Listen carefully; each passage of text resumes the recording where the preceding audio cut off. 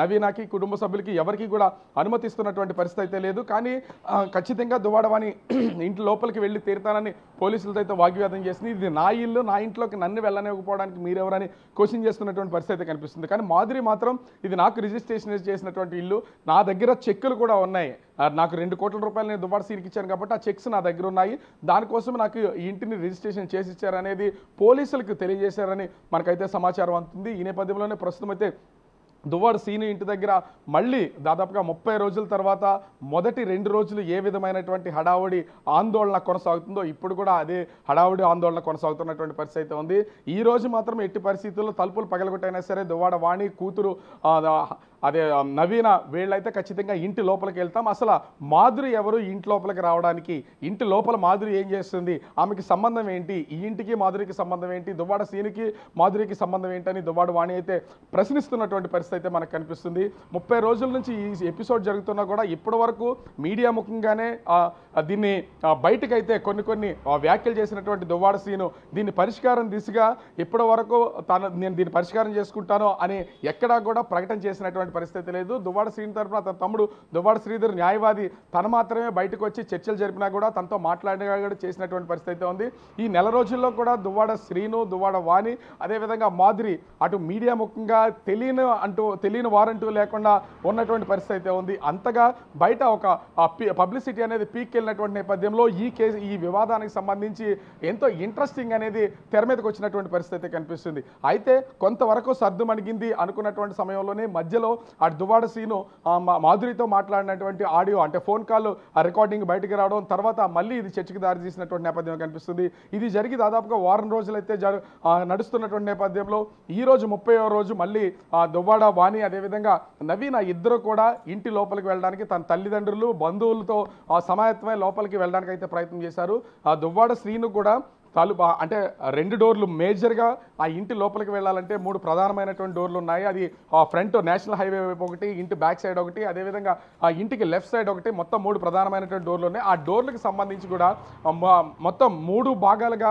అతను పైకి కనిపించే డోర్తో పాటుగా ఇన్నర్ డోర్స్ని కూడా సెట్ చేయడంతో పాటు ఆ గోడకి ఐరన్ రాడ్స్ని లోపల నుంచి వీళ్ళు ఓపెన్ చేస్తే తప్ప బయట నుంచి లోపల ఎవరికి వెళ్ళడానికి వీలు లేకుండా ఉండేలాగా పకడ్బందీగా ఇప్పటికైతే ప్లాన్ చేశారు. ఒకవేళ డోర్లు పగలగొట్టినా కూడా లోపల ఉన్నటువంటి ఐరన్ రాడ్స్ని ఆ సిమెంట్తో సహా వాటిని పగిలిస్తే తప్ప లోపలికి వెళ్ళే అవకాశం అయితే లేదు. కానీ ఖచ్చితంగా డోర్లు పగలగొట్టుకునైనా సరే మాకు హక్కు ఉంది, ఈ హక్కు ప్రకారం మేము ఇంటి లోపలికి వెళ్తామని దువ్వాడ అని చెప్తున్నటువంటి పరిస్థితి కనిపిస్తుంది. ఇప్పుడు ఈ వివాదం ఇప్పటి వరకు దువ్వాడ సీను, దువ్వాడ వాణిల మధ్యన ఆస్తి పంపకాలు కానీ, గ్రైనేట్ క్వారీ కానీ, అదేవిధంగా టెక్కల్లో ఉన్నటువంటి ఇంటి విషయం కానీ, పిల్లల పెళ్ళిళ్ళు చదువుల విషయం కానీ ఇది ఒక వివాదంగా జరిగినటువంటి పరిస్థితి అయితే ఉంది. దువ్వాడ సీను ఎట్టి పరిస్థితుల్లో అంగీకరించినటువంటి ప్రస్తుతం వివాదం జరుగుతున్నటువంటి ఇంటి విషయం రాసివ్వడం, అదేవిధంగా విడాకుల విషయం ఇదైతే తెగినటువంటి పరిస్థితి అయితే లేదు. కానీ ఇప్పుడు దువ్వాడ సీను అనే వ్యక్తి ఎపిసోడ్ అయితే పక్కకి వెళ్ళిపోయినటువంటి పరిస్థితి కనిపిస్తుంది. ఇప్పుడు దువ్వాడ వాణి మాధురిల మధ్యనే ఈ వివాదం ముదిరే అవకాశం అయితే కనిపిస్తుంది. ఎందుకంటే 2 రోజుల క్రితమే దువ్వాడ మాధురికి ఈ ఆస్తి మొత్తాన్ని కూడా రాసిచ్చారని వార్త బయటకు వచ్చినటువంటి నేపథ్యంలోనే నిన్న కోర్టు నుంచి తనకి ఆర్డర్స్ రావడం, దువ్వాడ వాణికి ఆ దువ్వాడ వాణి ఆర్డర్స్ కాపీస్ తీసుకుని పోలీసులకి చూపించి లోపలికి వెళ్ళే ప్రయత్నం చేసినటువంటి నేపథ్యంలో ఇప్పుడు అంటే ఈ ట్రయాంగిల్లో దువ్వాడ శ్రీను అనే వ్యక్తి పక్కకి వెళ్ళి మాధురి, దువ్వాడ వాణి వీళ్ళిద్దరి మధ్యనే ఇప్పుడు వారైతే స్టార్ట్ అయినటువంటి పరిస్థితి అయితే ఉంది. ఇది నా ఆస్తి కాబట్టి నేను ఎట్టి పరిస్థితుల్లో నా భర్త ఆస్తి, నా పిల్లల ఆస్తి, మా కుటుంబ ఆస్తి కాబట్టి నేను లోపలికి వెళ్ళి తీరుతానని చెప్పి దువ్వాడ వాణి చెప్తున్నటువంటి పరిస్థితి ఉంటే, నాకు 2 రోజుల క్రితమే ఇది అధికారికంగా రిజిస్ట్రేషన్ చేసి నాకైతే ఇవ్వడం అయితే జరిగింది. నేను దీంట్లో 2 కోట్ల రూపాయలు పెట్టుబడి పెట్టాను కాబట్టి ఇది నాకు సంబంధించినటువంటిది, దీనికి సంబంధించినటువంటి పత్రాలు నాకు ఉన్నాయని మాధురి పోలీసులకు చెప్పినటువంటి పరిస్థితి అయితే ఉంది. ఇలా ఇప్పుడు దువ్వాడ శ్రీనుని పక్కన పెట్టి దువ్వాడ వాణి మాధురుల మధ్యన అయితే ఈ వారు ప్రారంభమైనటువంటి పరిస్థితి ఉంది. దీనికి మరి ఎండ్ ఎక్కడ ఉంటుంది, ఫుల్ స్టాప్ పడుతుందా లేదా, దువ్వాడ శ్రీను ఏ విధంగా మాట్లాడతాడు, ఇప్పటికే మాధురికి రిజిస్ట్రేషన్ చేశారన్న వార్తలు బయటకు వచ్చినటువంటి నేపథ్యంలో కోర్టు ఇచ్చినటువంటి తీర్పుని గౌరవించి దీన్ని ఏమైనా సెటిల్ చేసుకుంటారా లేకపోతే ఈ వివాదాన్ని ముందుకు కొనసాగిస్తారా అనేది తెలియాల్సినటువంటి పరిస్థితి కనిపిస్తుంది. రత్న రైట్ రాజు, అయితే ఇన్ని రోజులు వాణినే తన పిల్లలిద్దరిని కూడా బయట ఉంచిన దువ్వాడ శ్రీను ఇప్పుడు మాధురికి మాత్రం ఇంట్లోకి ఎంట్రీ ఇచ్చారు. సో వాణి ఏమని ఆరోపిస్తున్నారంటే వస్తూనే ఉన్నారు, మాధురి వచ్చి కలుస్తూనే ఉన్నారు, ఇంటికి రావడం జరుగుతుంది, ఇంతకుముందు కూడా ఇప్పుడు కూడా జరిగింది అని చెప్పే ఒక ఆరోపణ అయితే ఉంది. సో ఇదంతా పక్కన పెడితే మాధురి ఇంటిపై నుంచి వీడియో కూడా తీస్తున్నారు. ఇది ఒక రెచ్చగొట్టే చర్యగానే చూడొచ్చు. దీన్నంతా ఎలా చూడొచ్చు అంటారు? అంటే ఇక్కడ ఖచ్చితంగా ఒక దాన్ని మనం గమనించాల్సినటువంటి విషయం అయితే ఉంది.